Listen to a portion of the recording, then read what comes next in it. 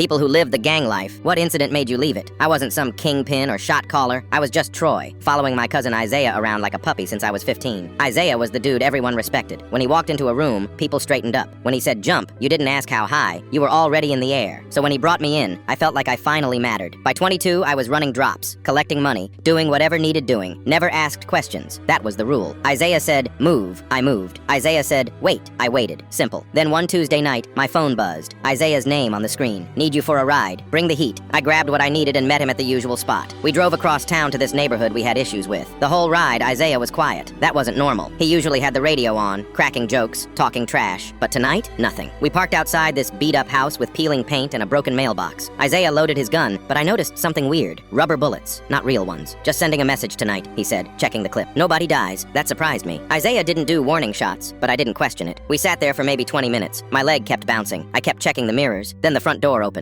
Two people walked out. A teenager, maybe 16, wearing a basketball jersey. And this little kid couldn't have been older than 7, holding his hand. Isaiah's whole face changed. His jaw clenched. That's not who I thought. Abort. We're out. He turned the key, ready to bounce. But then gunfire cracked behind us. Someone from our crew, this new guy who'd been trying to prove himself, had followed us in another car. He didn't get the message. Didn't know we were aborting. The teen dropped. The little kid fell next to him, screaming. I didn't think. I just jumped out. Isaiah was yelling at me to get back in the car, but I couldn't hear him over the ringing in my ears and that kid screaming. I ran to them. The teen was hit in his side, bleeding bad. The little boy had caught one in his arm, probably a ricochet. He was crying, but not because of the pain. He was begging me. This 7-year-old kid was begging me. Please don't hurt my brother. Please don't hurt him. I ripped off my hoodie and pressed it against the kid's arm. My hands were shaking so bad I could barely hold pressure. The teen was trying to say something, but he was in shock. That little boy kept looking at me with these huge eyes, tears streaming down his face, still protecting his brother even though he was shot. Something in me just snapped. Not like angry snapped, like broke. Like every wall I'd built up for 7 years just crumbled. Sirens started wailing in the distance. I heard Isaiah's car screech off. He left. Everyone left. Just me and these two kids bleeding on the sidewalk. I stayed. Kept pressure on both wounds. Kept telling the little one, you're okay. Your brother's okay. Help is coming. Cops showed up first. Guns drawn, yelling at me to get on the ground. I put my hands up but didn't let go of the kid's arm. Told them to help these boys first. Paramedics came running. They took over. One of them looked at me weird, like he was trying to figure me out. You stopped the bleeding. Probably saved them both. The cops tried questioning me. I gave them some story about just passing by, hearing shots, trying to help. They didn't believe me for a second. I could see it in their eyes. But the teen's mom showed up at the hospital later and refused to press charges. Said I saved her sons. Said whatever happened before didn't matter compared to what I did after. I went home that night and just sat on my bed staring at my phone. 17 missed calls from Isaiah. 10 texts. I didn't answer any of them. I packed one bag, left the burner phone on my dresser, left the chain Isaiah gave me, left the cash I had stashed, took my clothes and my mom's old photo, that's it. Moved 2 cities away the next morning. Didn't tell anyone where I was going. Got a job washing dishes at this diner by the highway within a week.